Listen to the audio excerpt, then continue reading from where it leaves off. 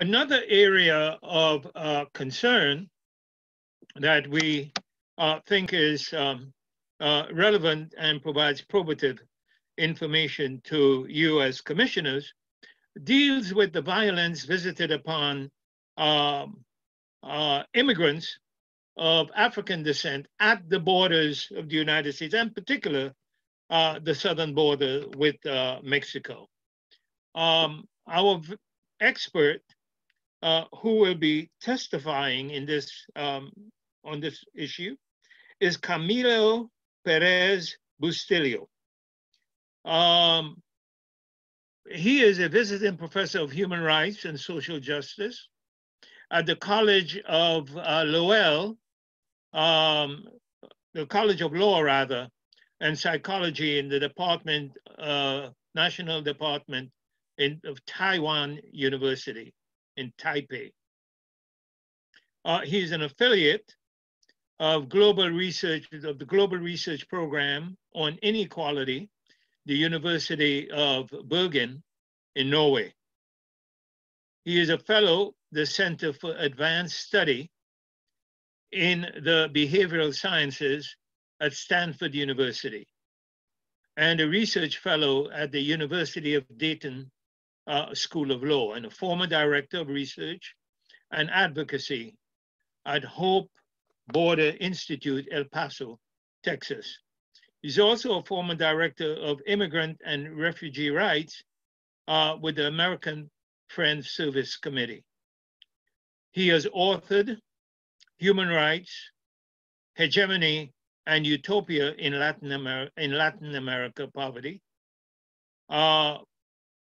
He has also authored Forced Migration and Resistance in Mexico and Colombia. He was one of the co-organizers of the first and second International Forum on Haitian Migration in the Americas in Cartagena, Colombia in May 2017, and in Miami in December of 2017.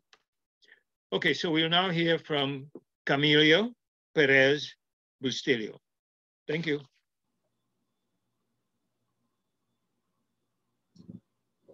Greetings, everyone. I'm addressing you on behalf of the International Tribunal of Conscience of Peoples in Movement, and on behalf of Witness at the Border, to submit this expert testimony to the International Commission of Inquiry.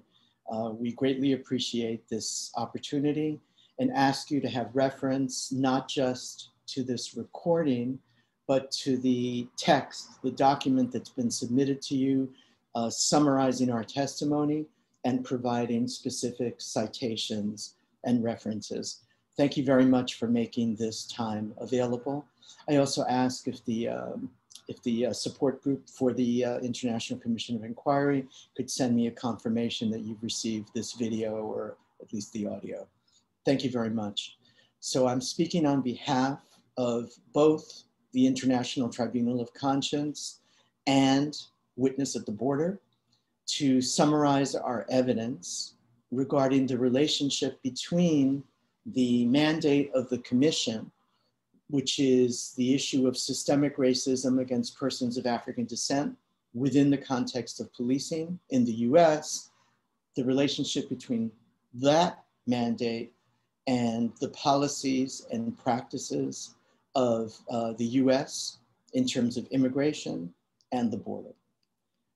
First, just some quick background in terms of the parties that are submitting this expert testimony.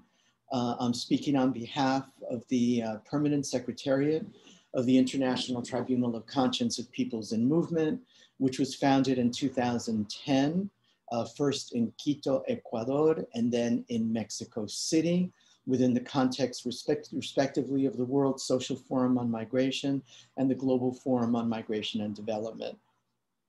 The ITC is the first international people's tribunal focused on the rights of migrants, refugees, asylum seekers, and displaced persons that we define as peoples in movement, pueblos en movimiento, throughout the world. And it's dedicated to the struggle for the recognition of a universal right to freedom of movement. Secondly, the submission is on behalf of Witness at the Border, a non-governmental, nonprofit grassroots initiative which was instrumental in generating movements in the wake of family separation in 2018 that succeeded in shutting down the Tornillo, Texas, and Homestead, Florida detention centers for migrant youths in 2018 and in 2019, respectively. We were also involved and continue to be in mobilizing opposition to the Migrant Protection Protocols, MPP, which were implemented by the Trump administration in 2019 to 2020 and continue in effect as I speak on the eve of the inauguration of the new administration. These policies, the MPP and related policies, negated the right to seek asylum on both sides of the border and resulted in the forced displacement of at least 69,000 migrants and asylum seekers to the Mexican side of the US-Mexico border to await processing of their claims. A very significant number of these migrants and overall of the migrant flows at Mexico's northern border, at the US southern border, are of African descent and also of indigenous origin from the countries of Latin America and the Caribbean, but also from Africa. And I'll speak in more detail about those references shortly. Our testimony is intended to underline the importance of including the racist and xenophobic dimensions and impact of contemporary US immigration and border policies and their historical origins and development. We seek to have those frameworks included within the International Commission of Inquiry's overall exploration of issues related to systemic racism in policing and the Commission's deliberations, conclusions, and recommendations. Systemic racism has historically shaped US immigration and border policies and practices and continues to drive and permeate their framing and application currently. The racism and xenophobia of US immigration and border policy is inherent in its history and in its practices. And this has become especially open and evident during the Trump administration. But it has a structural character, and there is no guarantee that that inherent racism and xenophobia will necessarily change in any way with the shift in power from one administration to the other. These patterns and structures, these processes permeated by racism and xenophobia have deep historical roots in the US's foundational genocidal character as a settler colonial nation and its pervasive neo-colonial imperialist presence and intervention on an ongoing basis in Latin America, the Caribbean, Africa, and throughout the global South. The inherently racist and xenophobic dimensions of US immigration and border policies and practices are and have always been expressions of white supremacy and increasingly of white nationalism. This includes the intricate ways in which citizenship and membership in the US as a political community has been racially constructed and constrained, and in how the borders of the US have been defined, extended, and policed. And furthermore, in all of the ways in which migrants and migrant communities have been stigmatized as recurrent sacrificial victims of routine, normalized practices of marginalization and exclusion. This ranges from the Chinese Exclusion Act in 1882, the first of a series of crucial policies within this overall framework, Japanese detention in 1942, all the way up to the so-called Muslim ban in 2017 and the violent processes of family separation and zero tolerance in 2018, culminating in the migrant protection protocols. These fundamental traits are likely to persist to a greater or lesser extent, regardless of transitory changes in presidential administrations or resultant policies. They have a structural character, a systemic nature. This includes additional dimensions of structural violence and systemic violence, which are regularly inflicted upon migrants of African descent or origin at every stage of their engagement with the US immigration system. Illustrative examples of broader patterns include the systematic negation of these migrants' rights to seek refuge and asylum in violation of both international law and US law, as well as regarding these migrants' apprehension and deportation and their subjection to persistent, continuing, inhumane conditions of detention. It also includes the use of deadly force against these migrants by the Border Patrol and by extension through the externalization of US immigration and border policy by the authorities of Mexico, of Guatemala, of El Salvador, and of Honduras. This pattern also includes the recurrent generalized abuses directed at specific groups, such as migrants and asylum seekers of African descent with origins in Haiti and Cameroon. And in these cases, this also includes the complicity, additionally, of Mexican and other authorities. These systematic violations against migrants from Haiti and Cameroon exemplify broader recurrent patterns of discriminatory policies and practices against migrants of African descent and origin more generally. We urge you to consider additional updated evidence documenting detailed accounts of these serious violations during your upcoming hearings and deliberations. This evidence is specifically referenced in the document we've submitted to you, in its footnotes and in its text.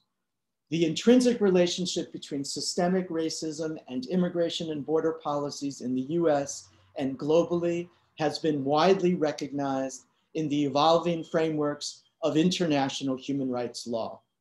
This includes authoritative interpretations by specialized UN bodies, such as the Committee on the Elimination of Racial Discrimination, CERD, CERD, the case law of international and regional courts, including the Inter-American Human Rights System, of which the US is a part, and relevant examples of national legislation within and beyond the US, in addition to a wide range of expert opinion. All of this is relevant to the deliberations of the Commission pursuant to Article 38 of the Statute of the International Court of Justice, which of course is an annex to the UN Charter, where the sources of international law are summarized.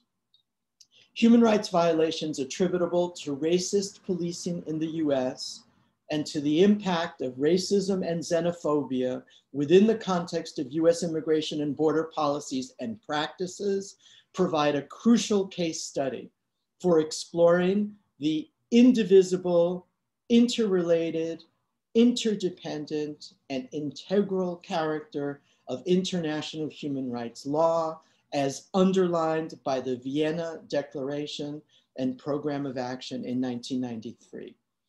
This approach in the Vienna Summit's conclusion helped in turn lay the foundation for the historic recognition of the intertwined nature and reach of the international community's anti-discrimination principle in the Declaration and Program of Action of the World Conference on Racism, Racial Discrimination, Xenophobia, and Related Intolerance that was adopted in Durban, South Africa in 2001.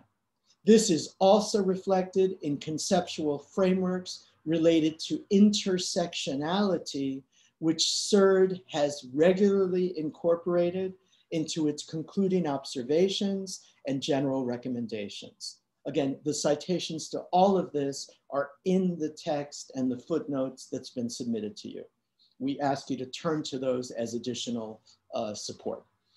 The massive unfolding of the Black Lives Matter movement in the US during 2020 has underlined the extent to which issues related to racist policing, mass incarceration, the mass detention and expulsion of migrants, the militarization of the US-Mexico border, and the securitization of US immigration policy are inextricably intertwined from a transnational abolitionist perspective grounded in a critical intercultural analysis as to the centrality of racial capitalism, which has no borders. Migrant lives will not matter until Black lives do. We urge the Commission of Inquiry to incorporate these approaches, patterns, and cases into its deliberations, conclusions, and recommendations. Additional evidence that we would like for you to consider and incorporate into your deliberations and reasoning include the deportation flight data from Witness at the Border's December 2020 report on deportation flights, what we describe as death flights during 2020. And I will provide the source for that document for you directly. It also includes references in that document specifically to the deportation flights to Haiti and Africa. Overall, during the year 2020, from January 2020 to December 2020, there have been over 1,000 deportation flights with thousands of migrants aboard. They have been to 31 different countries. This includes Haiti. This also includes several other countries of Latin America, like Mexico, like Honduras, like Guatemala, like El Salvador, that have significant populations of African descent, and other Latin American states with significant numbers of migrants of African descent and of persons of African descent, such as Cuba, Colombia, and Brazil. In Haiti, as to Haiti, there were 2 deportation flights in December, down from 1 in November, but there were 12 in October, which reflected the increasing numbers of encounters between the Border Patrol and therefore apprehensions of migrants of Haitian origin at the US-Mexico border in October. And these deportation flights have been since March pursuant to Title 42 of the US Code, which provides for summary expulsions without due process pursuant to the COVID pandemic emergency. And of course reflect underlying conditions in Haiti and beyond. There have also been a series of deportation flights to Africa. This includes the latest update, which is a flight that left Louisiana on Saturday, January 16th, from Alexandria, Louisiana, ultimately to Nairobi, with a stopover in Sofia, Bulgaria. All of this has been documented through a flight tracking system that we have been monitoring regularly throughout the last year. This flight continues a pattern of at least 1 deportation flight to Africa for each of the last 4 and perhaps 5 months. This latest example of the deportation flight of Saturday, January 16th, was an Omni Air charter that over a 31-hour duration deported people to 5 countries: Senegal, Nigeria, Sierra Leone, Liberia, and Guinea. These migrants were in 5-point chain restraints the entire time. All of this is being documented despite ICE's best efforts to negate any possible transparency as to these deportation processes. And Omni, the airline that's contracted for these services by ICE, tries to hide what they don't want us to see. They mask the flights and they do not file flight plans for public view. Nonetheless, the flights can be tracked once it's identified from where they're leaving. The latest update again is this deportation flight of January 16th, bearing migrants from Somalia, Ethiopia, and Kenya. It should be noted, of course, the ongoing character of civil conflicts in Somalia and Ethiopia that make these deportations, these violations of the non-refoulement principle especially dangerous, mortally dangerous, which is why we describe these as death flights. Further details as to this flight, again, on Saturday, January 16th, 2021, can be found in The Guardian. I'll be sending you the links, and on the front page of Nairobi's Sunday Nation newspaper, the January 17th issue of Nairobi's Nation newspaper. On the front page, the headline is, "Trump puts Africans on night flight to Nairobi." And here I just want to summarize a couple of the elements from these articles. The Trump administration is continuing to deport African asylum seekers in its last few days before the inauguration of Joe Biden, who's promised a 100-day suspension of deportations amid allegations of abuse of detainees, insufficient legal protections, and inadequate protections against COVID contagion, infection, and spread. There are mounting concerns that there could be a final deportation flight to Africa as late as Tuesday, January 19th, the day before Biden takes office, as part of what we asked the International Commission of Inquiry to characterize as a systematic effort by ICE to move as many African asylum seekers as possible out of the country before the end of the Trump administration. The last few months in 2020 saw an increase in the deportations of African nationals, despite ongoing political and sectarian violence in Cameroon, in the Democratic Republic of the Congo, and as noted previously in Somalia and in Ethiopia, all of these countries to which deportees were forcibly returned. US ICE confirmed a removal flight left Louisiana on Thursday, bound for Nairobi. This is the January 16th flight. That is the arrival date in Nairobi. The charter plane is believed to be carrying Somali, Ethiopian, and Kenyan deportees, and it made a refueling stop in Sofia. Immigrant support activists believe the deportees were transferred to commercial planes in Nairobi for transfer to other countries. There were repeated allegations that detainees were forced, sometimes with beatings, into signing documents, waiving their rights to further legal hearings. Many of the Cameroonians deported on earlier flights remain unaccounted for after their return to ongoing mortal violence. Furthermore, ICE deportations have peaked during the coronavirus pandemic, requiring deportees to be packed together with no possible social distancing at close quarters and in 5-point restraints. According to Witness at the Border, Thursday's deportation flight left from an airfield at Alexandria, Louisiana, which has a holding center run by ICE. That facility currently has 22 COVID positive cases among its inmates. Some of the deportees had open legal cases, while others, according to their lawyers and advocacy groups, had not been given a fair hearing by immigration judges appointed by the Justice Department. The plane flew to the Bulgarian capital overnight and then on to Kenya, landing in Nairobi just after 8 a.m. on Saturday, January 16th.